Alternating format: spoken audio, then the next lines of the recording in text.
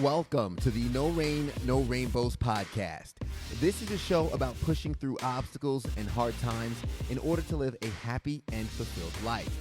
I'm your host, Ted Phaeton, and it's a pleasure to have you joining us. I hope you enjoyed today's episode. Let's grow. Welcome back, everybody, to the No Rain, No Rainbows podcast. I'm excited. I'm excited. I'm excited too. David Hawkins, ladies and gentlemen, in the building, in the studio. Thanks for being here today. Thank you for having me, Ted. And I'm not lying when I say I'm excited, because the moment you walked in the studio, your energy, it was very infectious. I have been told that. I got in trouble a lot as a kid and as a student, because they kept saying that, your attitude, it's just like, it is infectious. You go into a room, and whether it's good or whether it's bad, people kind of pick up on it. And I realized really early on that it's a responsibility of mine to always be really cognizant of where my attitude is, because I have the power for good and for bad to affect the room and the energy that I'm in. And so I really try and focus on always bringing a lot of light and energy and goodness into a room. And folks, there you have it. We are approximately, checking the time, 40 seconds in. and already, I think some tidbits that a lot of folks can take home, because I hope so. We all know those people who walk in a room and they just drain it, right? Oh my God. They're having a bad day. We call them Eeyore in my office. There are no Eeyores at my PR lab. Yeah, it's like, excuse me, you can take that outside, do a redo, and come back in. Exactly, yeah. Speaking of my PR lab, for the listeners who might not know who you are, David, why not introduce yourself? Sure. Let them know what it is you do. Well, thank you. I own a non-traditional PR company located here in Greenville, South Carolina. Mm-hmm. I call it non-traditional because we are really transparent about who and what we support, both inside our business and outside of that. I think a lot of times, certainly here in a more conservative part of the country, people may be a little more guarded about their personal beliefs versus how they act professionally, and that's perfectly fine. We're all here to respect each other's boundaries and to respect each other, especially at work. But the fact that I own my own business and that I can choose to be transparent is just a really, I find a lot of power in that place. So we work with brands, we work with food and beverage, restaurant, we work with doctors, dentists, we work with fashion lines, accessory lines. It's really just about getting your product in front of those who may be able to purchase that. So primarily consumer focused, true public relations. I love that. And we've been able to work together on a number of projects. Yes. And I must say that working with you is an absolute pleasure. Thank you. I love what you do. And it's clear to see the passion behind your work and what you stand for. I want to jump right into transparency, as you were mentioning, in terms of kind of building that business through that. Where did that come about? Because I feel like transparency is a word that a lot of people like, but when it comes to applying it to themselves, it's quick for them to avoid. Well, I think they avoid it because they're terrified of it, right? Like, transparency is vulnerability, and you can't get to either of those places unless you are ready for judgment on whatever that could be. And so when you become vulnerable or when you become transparent, you're really allowing anybody else to make any judgment call on you. The real challenge of that is not letting that judgment hinder or affect your vulnerability. So it's a constant exercise. It's not anything that I've mastered. I don't know that anybody, unless you're Buddha or Mother Teresa or something like that. It's a really difficult aspect of life to maintain. It's like going to the gym. Like, if you don't go to the gym, your muscles atrophy. If you don't really try and remain transparent without judgment, I think that you lose that strength. And that's so true. I agree, because I feel it in myself with working at Fox, and there are mornings where I'm feeling great, and I'm doing my thing. And then there's other times where I can actually feel myself pulling back, and it's more like a prolonged thing where it's been a couple weeks where you haven't really stepped out of the box. You stayed within these confines that you've kind of set up for yourself. Because really they are self-imposed. And they're comfortable. Yeah. And you're like, I'm just going to stay right here, which is good, but the great doesn't happen in that comfortable spot. The great happens when you kind of push the boundaries a little bit. And there's been times I push it on air, and I'll say things. I'm like, did I just say that? Yeah. And who is that? Like, wait a minute. Go call him. Exactly. Hey. Get Ted back in here. But it's so, the feeling after you take that chance, right? Yeah. Like, it was on my mind. It was in the back of my mind. Should I say it? Should I not say it? I'm saying it. It's exhilarating. And I did it. And then sure, sometimes, especially when you're in a studio of like 3 people, you know, you don't really see how that joke hit or how that comment hit, but you open up your Facebook and somebody messages and they're like, ha ha ha, they picked up on it. It's, I was really me, and somebody accepted that. Right. And that's the good side of it. And I think that those moments, you have to cherish them. You have to relish them. You have to, you know, thank that individual for their vulnerability and sharing the connection. That's vulnerable in itself. Yeah. But there are a lot of times where you don't get that immediate satisfaction of someone saying, yes, I hear you, or that's how I was feeling. You may get nothing, or you may get the complete opposite of like, I totally disagree with you, or that's not how I believe.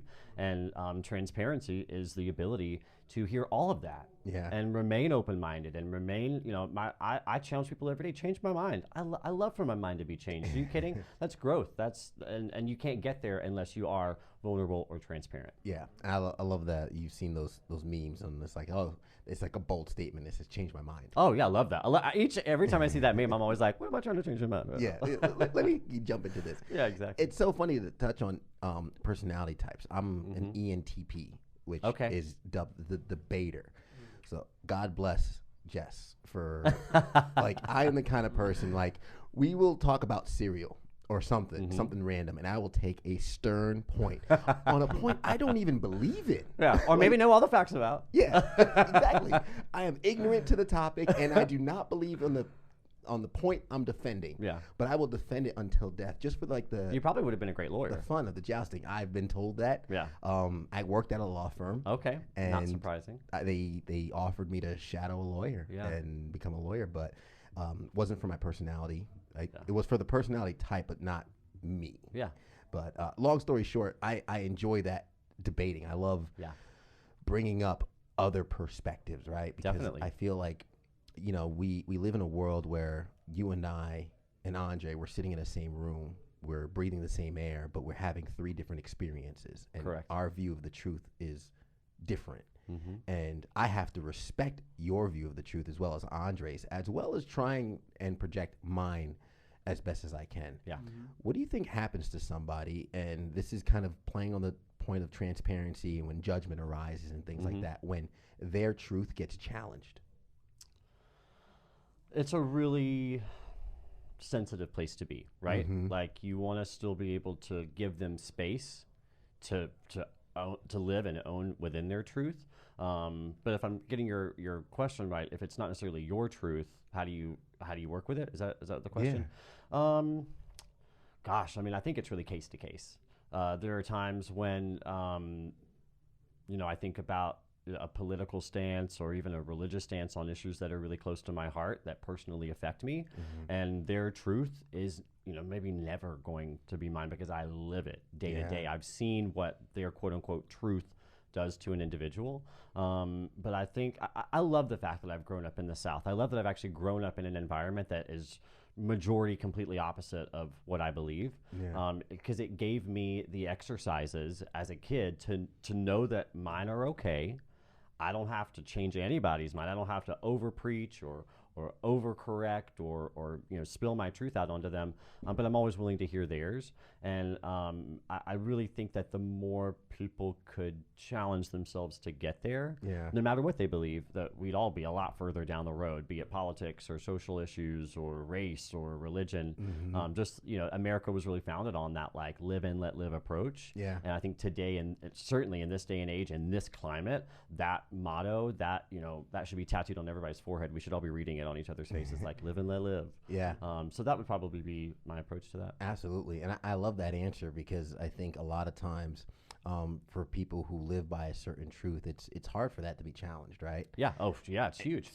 It's, you know, it's world shattering for their truth to be challenged. Absolutely. I was reading somewhere, there was a quote that says, you know, to win an argument is to break down someone else's beliefs. So be gentle. Right? I like that. You know, so be gentle, because you're literally breaking down someone's view of the world. And but at the same time, you know, allowing 2 different views to exist, I think, is where the harmony comes into. Totally. Because as much as somebody might have a different view, listen, I have a lot of friends with different views. but I love them dearly because I know that their heart is good. Totally. I know that their intentions are good. Yep. And regardless of what their surface beliefs are, what their practices might be, I don't need us to be hand in hand on everything. No. And kind of hitting and alluding to the topic that we were kind of leaning towards today, and you were talking about, bringing what's in the darkness into the light. Yeah. How important is it? Because I think when you mentioned growing up in the South and whatnot, it's very easy. And I was subject to this growing up in elementary and Catholic school and in New York, where it's very simple to kind of hide your personal, I'll say gifts, right? Your personal gifts or your personal view of the world, because what seems to be the majority around you doesn't agree with it. Right. What is that like, and how do you get over that hump of, I guess, getting the bravery to shout from the mountaintops? I got to give a lot of credit to my mom, to be completely honest. Grew up, I was born gay, and growing up in Easley, South Carolina, I think Easley is still actually pretty conservative, but it was really difficult because the first thing they ask you in Easley is your name, right? Yeah. Do you know what the second thing they ask you is? Where you go to church. Oh. It is standard. And so when I moved there in 4th grade, not necessarily, we went to church, but we were like, a couple times a year, Christmas Eve, Easter, that kind of stuff. Yeah. So to go there and immediately be kind of put on the spot about like, okay, and what church do you go to right after your name? It set into motion what I should have forecasted. But going back to my mom, when she started to see, moms know. That's my truth, and people can challenge me on that all day long, and I'll stay in my truth house on that one. But moms tend to know about their kids, not just about their sexuality, but just about everything about them. We are from our parents. Yeah. And she started to realize that if I were to stay in this kind of church track, the likelihood of a youth group leader or a pastor or a fellow student or a peer, that they may begin to find ways to challenge my homosexuality with religion. And my mom had to make a really tough decision, and I can't even begin to put myself in her position in the 90s in a town where everybody went to church. The second question they asked you was where you go to church, and she decided in 5th grade that I would not go to church. Wow. That I was not, and I remember being like, well, I want to go to Vacation Bible School with every other one of my friends. No, you're not doing it. Well, I want to go to the lock-in over the weekend. No, you're not doing it. Wow. And at the time, of course I was like, Mom, you suck, all that kind of stuff. But as I've grown older, I've realized that in her way, as a mother, she was doing she was using the tools that she had at her disposal to protect me long term. Yeah. Because she didn't want me to go into these environments and by the time I'm 18, 19, 20 to deny who I was, or to change my destiny, or to marry someone who I was not in love with, to create a family with someone that I was not supposed to create a family with. Yeah. And so I think that from a very young age, I saw my mom take a real hard stance on her protection of me, and it gave me a lot of courage to continue to risk doing the quote unquote wrong thing for everybody else, but that was the right thing for me. And I just want to take a moment and give your mom the praise and the honor for all that, because it's amazing what parents do for their children, because I have no doubt that it broke her heart to say no. Absolutely. Because as a kid, you just want to be part of the crowd. Absolutely. You want to go, and don't get me wrong. There's tons of great things about church, right? Like there's community. You get to have social aspects. You learn about compassion, and you learn about giving, and you learn about all these incredible things. If you're part of the Christian faith that the Bible lays out for you. Yeah. So there was this. I had to give up. My mom and I had to give up some of those things. Of course, she found other ways to implement those in my childhood. They just weren't traditional. Yeah, which is absolutely amazing. I know for myself growing up, my parents' view was a little different. They were afraid I'd be too pushed into sports. And then that was not a problem for me. They had me focus on schoolwork, and I remember getting to high school and getting into fights with my parents because I didn't understand why they limited my exposure into sports. Wow. And for them, both my parents are from Haiti, and they came to this country, and both of my parents, you would not know it speaking to them in New York, but My dad had an accounting degree and a law degree. Wow. My mom studied nursing in Europe, and they both knew their stuff. But when we went to go out to eat, and the waitress would be like, "Oh, how would you like your eggs?" And my mom would be like, "Omelet." And they're like, "Sweetie, wow, it's over easy or scrambled." Like, I watched these people correct my parents as if they were less than intelligent enough. That had to be there. difficult. And I'm like, these are the smartest people I know. Yeah. But because education was so centered to them, they pushed that on me. And obviously, through myself growing up, I didn't recognize why. And of course, it broke their heart to have to say no along the way. So definitely want to acknowledge parents for making that sacrifice as well. Taking the risks. And taking the risk. But the beauty behind it is the gift of who we get to grow up into, who we get to become. What was it like when you fully embraced wholeheartedly who you were and you were able to kind of share it unapologetically with the world? I've had 2 coming outs actually. One was when I was 14, and that was in response to a really intense amount of bullying, verbally as well as violently. I mean, it was before like a bullying movement. I think when I was in college, the It Gets Better campaign started. So there, and still growing up in Easley, it was like even the administrators and teachers in some way in a lot of ways were complicit.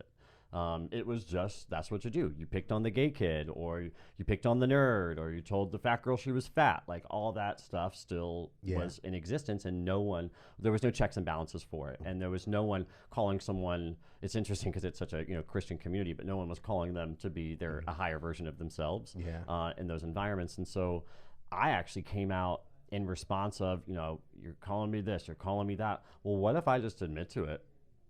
What if the words you're telling me, as derogatory as they are, I just say yes to? And my hope with that kind of embracing of it was that it could take a lot of the fuel out of their fire. And it did, for the most part. I mean, a lot of times, they'd call me a name and I'd be like, yeah. It's your armor. Okay. Anything? Is that really the worst thing you got for me? Because I can think of a lot of other terrible things about me, but that's not the worst. And so it was a powerful moment. But I also knew that if I were to have the health emotionally to go where I wanted to for college, I needed to put myself in a different environment. And so in my sophomore year of high school, I auditioned to get into the governor's school downtown, which is for arts and humanities. It was a really new program at the time. I was only the 4th graduating class, so when I went in, there were still freshmen that had started the entire program. Oh, wow. It's over 20 years old now, which I was at a panel the other day speaking to the 20th graduating class, which made me feel really freaking old. You're like, wait a minute. These children. 20? What These children. And just seeing them, I was like, oh my God, I was that age? That's crazy. Yeah. But I auditioned in writing and in theater. Both I had a lot of passion for, but I was just putting all my bets. I was putting everything on black, that was my Russian roulette. Is like, I'm getting out of Easley High School and I'm going to go somewhere that I have a hunch, cross my fingers hunch that I'm going to be more celebrated. No matter my mannerisms, no matter how I talk, no matter what my interests are, no matter if I just want to hang out with the girls all the time. Like, I knew that was going to be my place. And fortunately, I was accepted into both disciplines. I got to choose. I went for acting, and it turned my world on its head. I think there was probably 75% of the male population there was gay, and so it literally was like turning everything upside down for me. And I credit the governor's school for really giving me that perspective shift, knowing what I came from and where I was, and then combining that to be the person that I was when I went to college. So, and what I love so much about that story is really kind of when you come to the ending of it. I feel like when we as people kind of embrace who we are, fully accept it, and lean into it, we end up finding ourselves in an environment that facilitates that. Exactly. We end up finding ourselves exactly where we need to be. Yep. And it's like we build a custom home at that point. Exactly. That we get to live in. Yeah. You're like, you know what? Like, for example, a lot of people don't know, in high school, I loved playing video games. Yeah. I was a closet gamer. I built my own computer. I had my own clan, everything. I love that. And to this day, like, I'll start talking to somebody, and we had a group, speaking of feeling old, these high school kids, or middle school or high school kids. They came to take a tour of the station, and I just cracked some jokes and did some dances and everything. And one of the kids goes, "What's your Discord?" And I don't know if you know what Discord is. It's the platform nowadays that we use for gaming communication. Oh, okay. I was like, I do not know what that is. Exactly, right? But this kid walks up to me and Dang. says, "Hey, what's your Discord?" And I'm like, "Oh, here's my Discord name." He's like, "I knew you were a gamer." And it's almost Takes like one to know one. exactly. But when you wear the badge of who you are proudly, Yeah. real recognize real, right? Yeah. You're like, "Oh, one of us." Yeah. What's going on? Yeah. It's a community feel. So I love how that story kind of crescendoed into that, in terms of, you knew you wanted to get out, find someplace different where you can be yourself. Yeah. And the result of you being yourself was not just being yourself, but finding a community that welcomed you with open arms. I mean, I was one of many at that point, as opposed to one of none. The only gay guy in Easley High School was me. Oh wow. I was one of 40 at my high school, the governor's school. So it really was a fantastic shift. And I, there's intuition, there's prayer, there's God, there's all that combined in that, real hearty soup that I was able to take in before I went there. And again, I can't say enough great things about what that school taught me. Yeah.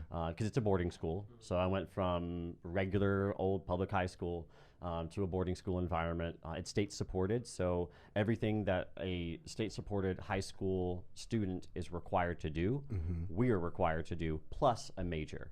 Oh wow. Which is great, because I mean, you obviously need to keep a bunch of hormonal teenagers locked up busy, or they go get busy elsewhere. Yeah. And so we had classes Monday through Saturday from like 8 in the morning to 10 at night. But it was a really immersive, incredible environment. And Nice. I encourage any student who is feeling like they have creative impulses or humanitarian impulses, that they should definitely at least research the opportunity. Yeah, and it doesn't surprise me that you had your pick of which practice to go into, and even succeeding even further, because you have amazing work ethic, man. Well, thank you. Where does that come from?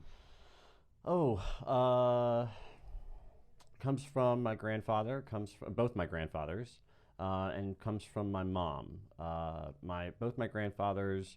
I don't come from money anywhere. Like, I ain't got one rich uncle out there. Like, it is just like. Not even like a cousin? No! Well, and if so, like, please find me. Like, if you are my rich cousin, like, make yourself known. I'll take you out to dinner. Please. I got some free stuff for you.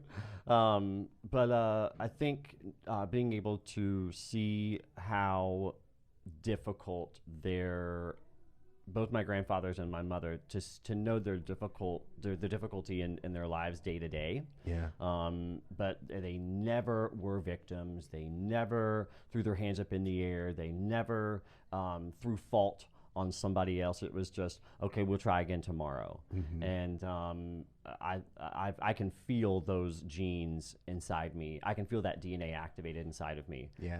When I get down, or when I want to blame somebody else, or when I want to throw blame to somebody else, I just constantly get reminded to, like, I have so much more than they ever had to work with. And so there's really no excuse for me not to get out there and continue to try. Not to say that it hasn't been difficult. I mean, I've had every job under the sun. I've painted houses, I've sold cars, I've been a paint manager at Ace Hardware. I've had highs and I've had, really low lows. And if I had been me talking to that low David, I'd probably say, go F yourself. Like, I'm having a really bad day. So I understand that it may be hard to hear that when you're in that state. I'd love to be able to go back and talk to old David. But it's a really empowering feeling to know that I'm standing on the shoulders of people, my family, individuals that got through way worse than I did, and never actually got a chance to super duper succeed. I mean, my mom is successful in her career now, and was previously, but my two grandfathers, they never saw wealth, they never saw riches. They saw some comfort. They were able to raise some families, but they were never wealthy. And to know that I have the chance to be wealthy and to share my wealth with my friends and with my community and with those who need it most is probably the most inspiring part of that. And that's what's amazing. It's almost like you can tell, I mean, the work ethic can come from so many different places, right? But when you see some of that hard work in front of you and the fruit that it bears, and to be honest, when that fruit bears just enough to eat, and when you hear other people say, oh, if you want to be rich, work harder. No, bro. Because for me, the two hardest people I know were my mom and my dad. and their tree it bared fruit, but it bared enough for us, Right. and it didn't bear extra. Yep. My parents, our neighborhood wasn't the best of neighborhoods. They wanted me Where'd to you go grow to up in New Catholic York? school. Long Island. Long Okay. Island, Brentwood. Strong Island. Strong Island, yeah. I separate the two words. But, I mean, my parents sent me to Catholic school because the public school system in my town wasn't good. Yeah. And they knew that I'd end up either in a gang or in trouble or not getting the best education. So I saw my dad leave the house 5:50 in the morning, coming back after 6 o'clock in the afternoon. Yeah. My mom going to work 7 o'clock in the morning at a psychiatric nurse, sometimes getting beat up by our patients, and then coming home 4 or 5 p.m., sometimes working overtime until 11 p.m.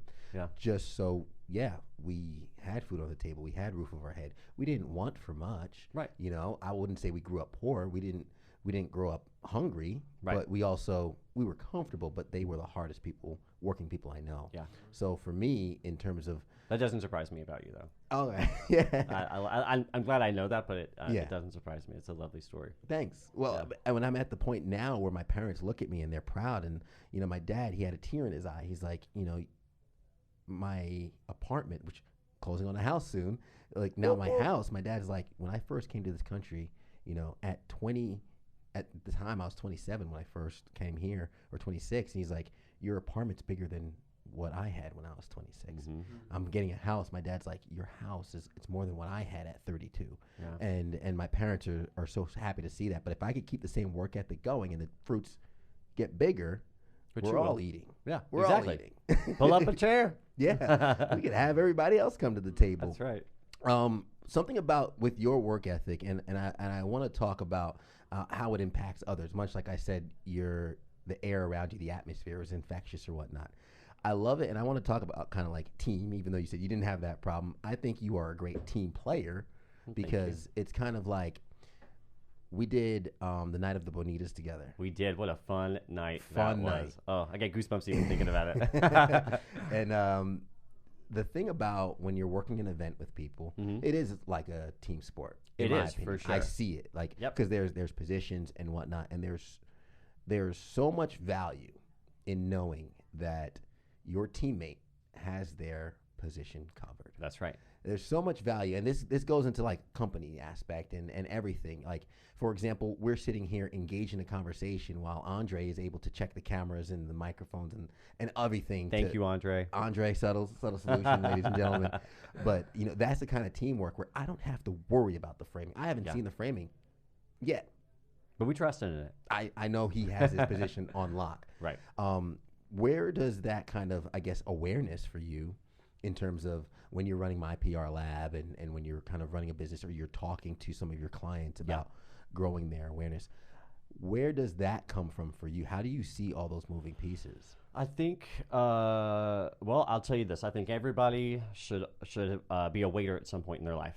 They should work in food service, whether that's washing dishes, whether that's a chef or assistant chef or a bartender, barback, waiter, busboy. You should put yourself there, even if you don't have to.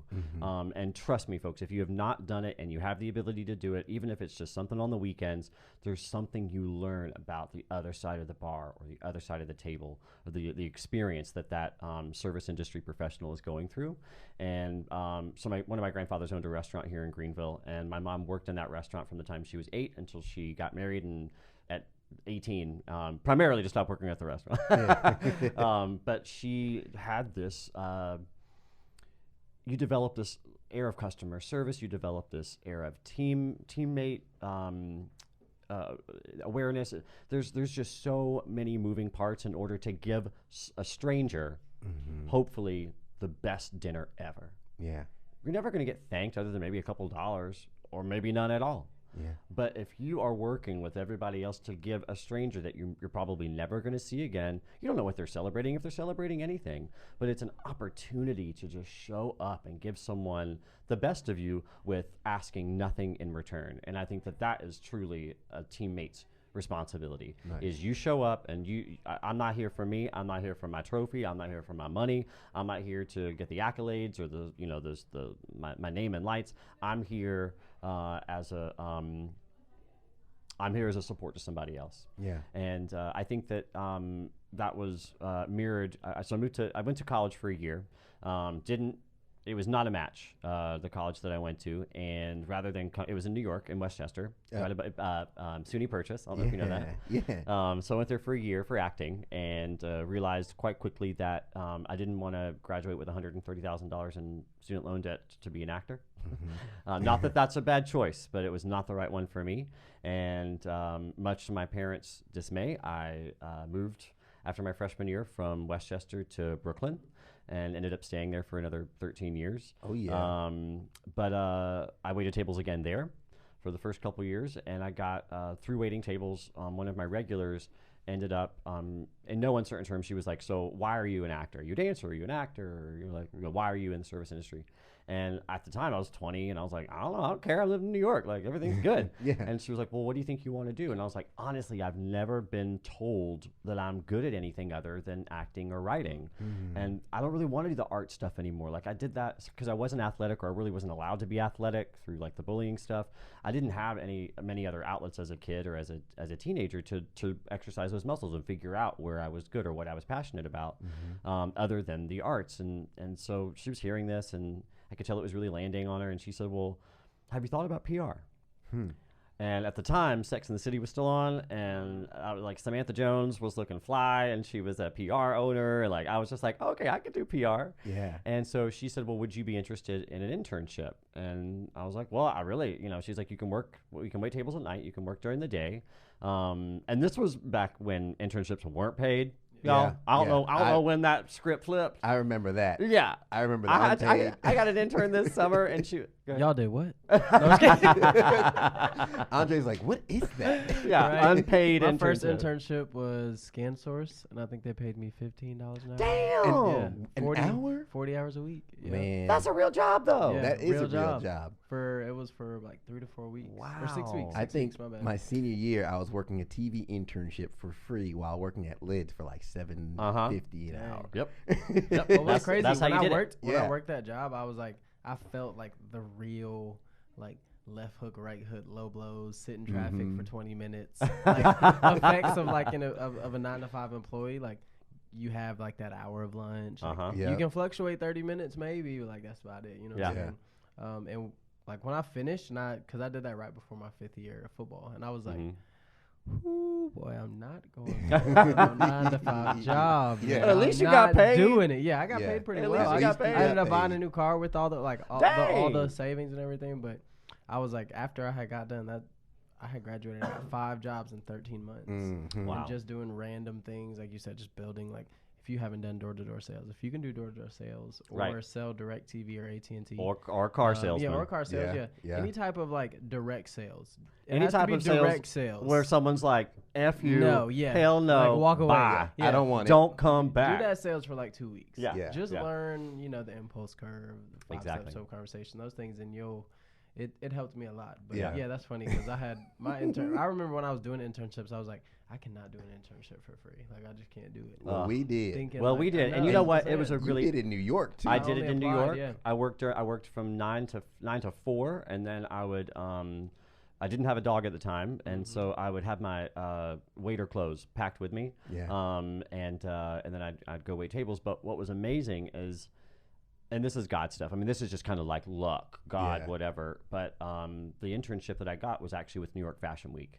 Wow. And so it was immediate. I was dropped into the epicenter of what New York in people's dreams are, but they were my reality. I mean, I'm sitting there putting Halle Berry's name on a seating chart and Renee Zellweger's name on a seating chart, and knowing that in 2 months I'm going to be right behind them, ushering them to their chair, saying thank you for coming. I'm in the room with these designers, getting them coffee, making sure that they're lunch. I remember there was one designer, I'm not going to say his name, but he was very particular about everything, as a lot of fashion designers are. They don't get there from not paying attention to details, right?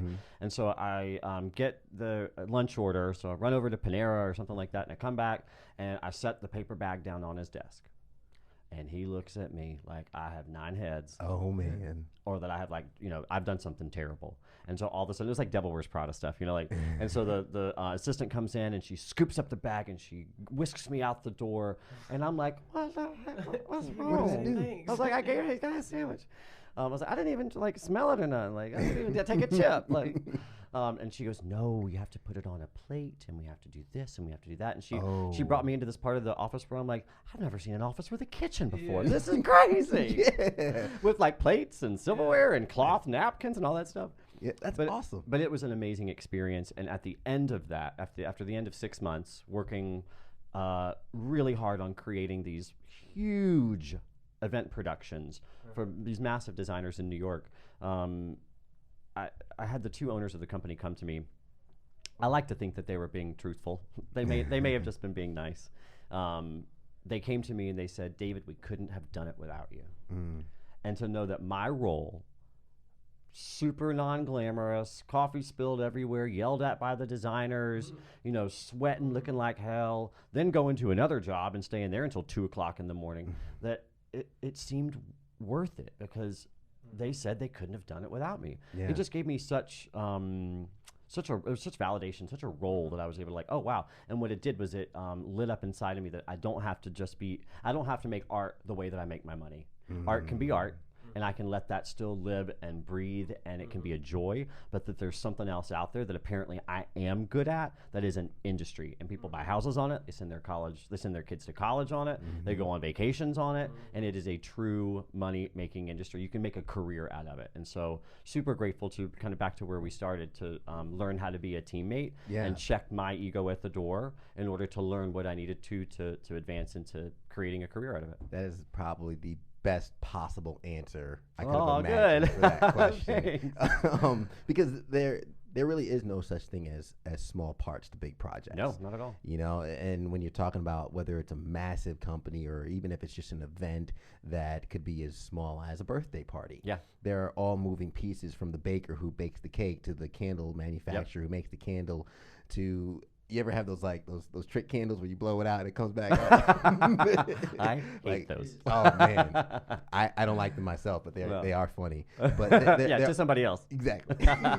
But there are no small parts to major projects. It's so impactful, the fact that even those simple words like, "Hey Dave, we could not have done it without you." I'll never forget that. Yeah. I remember where I was seated. I remember looking up at them from my cubicle, and I remember going home, and I had a boyfriend at the time, and I remember being like, they told me they couldn't do it without me. Yeah. And again, whether or not they truly believed it, and again, I like to think that they did. They didn't have to say that. Yeah. They could have said, thank you for your time. We're going to give you a recommendation, and we'll give you some ideas on where to take this internship to turn it into an assistant position or associate or whatever. But it just felt so good to know that this huge, massive production in an industry of millions of billions of dollars, of celebrity, of fame, of red carpet, that there was little old me, a little gear in a massive machine, and without that little gear, maybe someone's millions weren't, maybe someone's billions weren't billions, they were millions. I don't know. It's like when you go to the mechanic to fix your car, and they pull out this little spark plug, and like, this is breaking your whole entire car, so it costs you $35,000 to fix it. Yeah. Be the spark plug, you guys. In college, me and my college roommates, we used to watch the Victoria's Secret fashion show every year. Yeah, which they canceled this year, actually. I know they did cancel it, which kind of broke my heart. Yeah, same. Because I thoroughly enjoyed it every single time. I mean, even me, I enjoy it. It's freaking fabulous. It's great. Yeah. I mean, I think everybody enjoys it. Yeah, who doesn't love seeing a glamazon like 10 foot tall with a bunch of wings on, like barrel down the runway? Like, it's the best. And you talk about productions. Yes, that's a production. I remember I was watching one day, and I was watching with my friends, and there was one position, and I remember pausing it, and I told everybody, I was like, that's what I want to do. And they're like, what? So you have the models, they're all lined up backstage, and there's a guy with a clipboard and a headset, and he's standing just off the stage. And he Talk about the guy that says go? Yeah. And he goes, go. Yeah. Go. Yeah, they call that the showrunner. The showrunner. Mm-hmm. I for some reason, watching that whole production, I was like, that's what I want to do. The showrunner. Because it's such a small part. Yeah.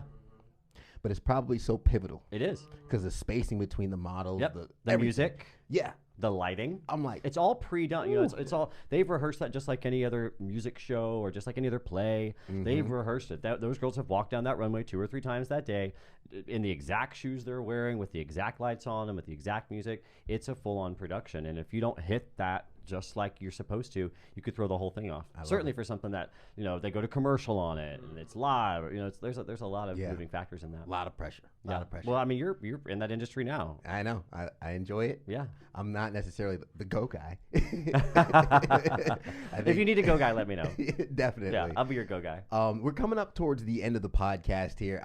David, we need more time. Like we're gonna have to do this again because I feel like we only kind of scratched the surface of your story. Yeah. I think we only scratched the surface of some of the tidbits that our listeners could really get from you and from your experience and things like that. But one of the last questions I usually ask on the podcast towards the end is, it's called No Rain, No Rainbows, and obviously getting through your storms to get to your rainbows and the joys in life.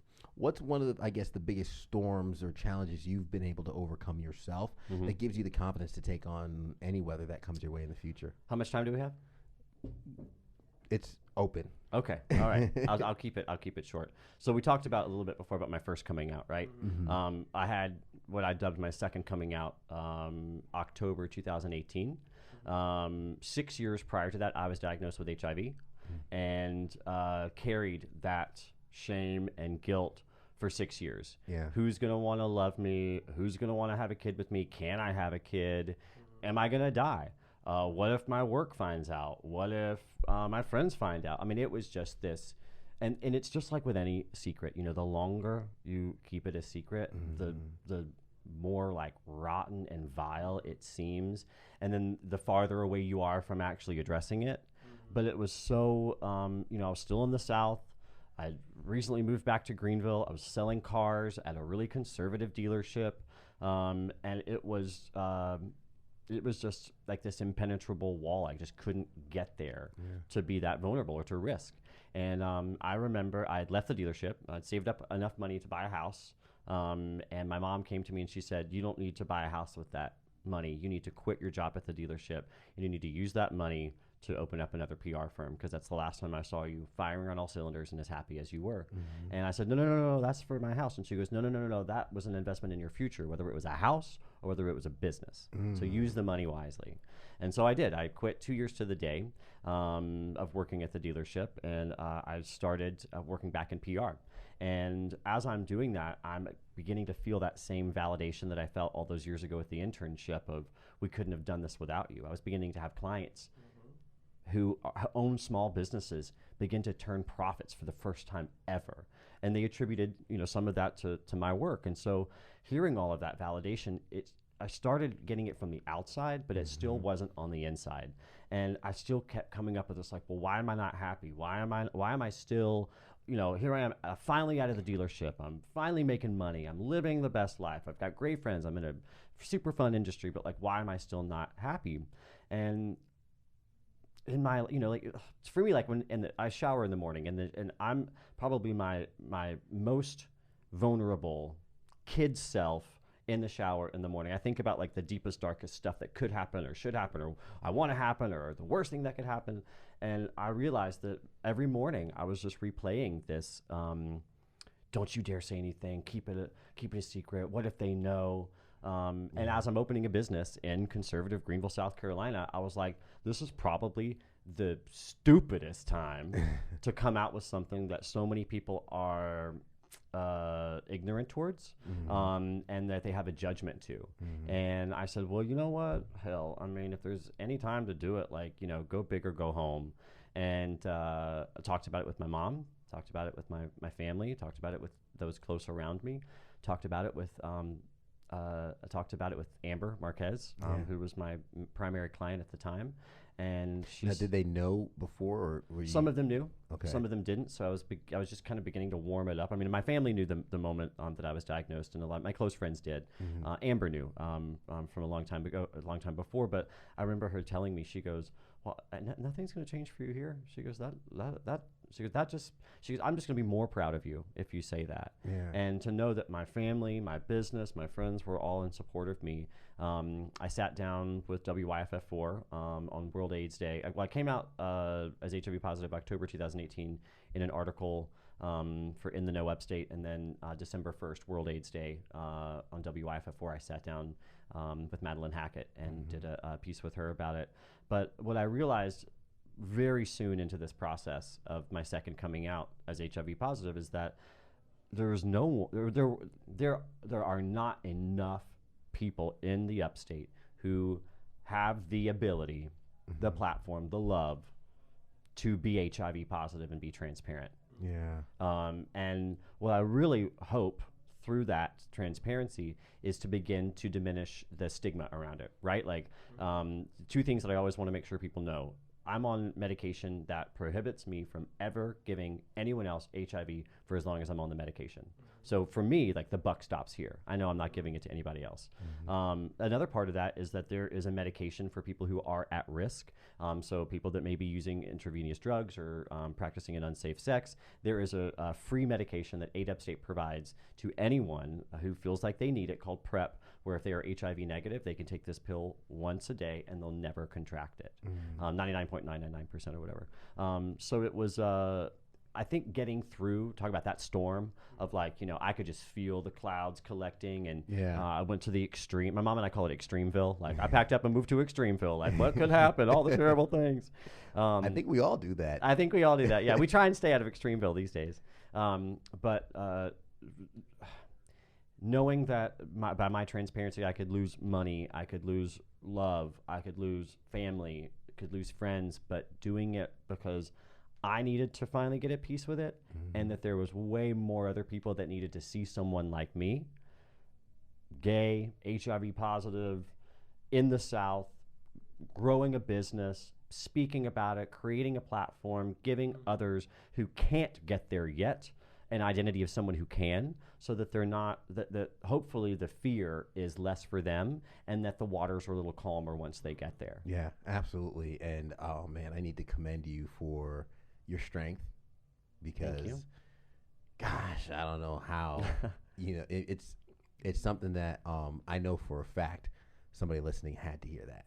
You know, I hope so. Or I think they had to hear that, and the strength that you kind of just displayed here made me a little emotional. Oh, it's you're gonna make me emotional too. I don't think I've cried on the podcast yet, but it's a first, you guys. It's you know, it's touching. You know, thank you very much. It's so real, because we all hold a weight on our back, and we don't know who else is going through something. It's true. And for you to kind of you know, emerge from the storm and emerge out and on a platform, you know, because it's one thing to express yourself to the friends and to the family, and you know, in a safe space. Yeah, in a safe which place. is a first step for a lot of people, and that's a really solid first step. Yeah, because they say, you know, what you can't heal what you don't reveal. Right. Right. Right. And yeah, it that's starts huge. with, okay, those closest to you. You know, and when you tell those closest to you, I love when Amber's like, well, it's not gonna change anything. Right. You know. And I guess I knew in my heart that it little wouldn't, but just to hear the words from her voice and to see her eyes looking into mine and to feel her embrace afterwards, it was just like, oh, okay, so it's good, it's gonna be okay. And why that's important is because, like, you have that net. Yeah. Because when you got on air, when you got on YFF4 and you sit down and you're proclaiming your truth to the public, their judgment doesn't matter. Right. Right. Because the people whose judgment matter, they already love and care for you. Exactly. So their judgment doesn't matter. Right. You've already made your peace with who had to know. Yep. Now, whatever they want to think, and as a business owner, that's where the risk comes, where correct. You know, that's why we call ourselves non-traditional. But I love that you shared that. And when you said how much time we got, I was like, we got time. Okay, well, thank you for the opportunity to share that. Thank you for sharing it. And I'm going to ask you to share one more thing. Okay. Where can folks connect with you and get in contact with you great. and continue to maybe use some of your services? Absolutely. If you're interested in learning more about true earned editorial content through PR, you can find us on Instagram at myprlab.gvl. You can also find me on Instagram, David Hawkins GVL, and I would love to speak with you more. Or if you're interested in learning more about how to get involved with 8 Upstate, or if you're struggling with HIV and you need some help or you need some assistance, feel free to reach out. I'm here for you. And thanks for being a leader in that aspect and in that regard. I'll have those links in the show notes. Thank you. David, I told you I was excited. And you did not disappoint. Oh, good. Man. We're going to have you back sometime soon. Thank you so much. And of course, shout out to Andre Settle. Thank you, Andre. Solution. Thank you so much. Appreciate you, brother. And just want to remind everybody, our Patreon page. If you haven't heard of our Patreon page, look for the link in the show notes. There you can subscribe for some extra behind-the-scenes audio, video, pictures, and things like that. And it helps us grow this podcast into the quality podcast we know that you deserve. Other than that, like we always say at the end of the episode, everybody wants the sunshine, but they don't want the rain. But you can't get the pleasure without a little pain. Let's grow. The No Rain, No Rainbows podcast is recorded at Camaraderie, a collective workspace in Greenville, South Carolina, right off the Swamp Rabbit Trail. If you're looking for a place to grow your business, network with other professionals, and establish your own workspace, Camaraderie is the place to do so.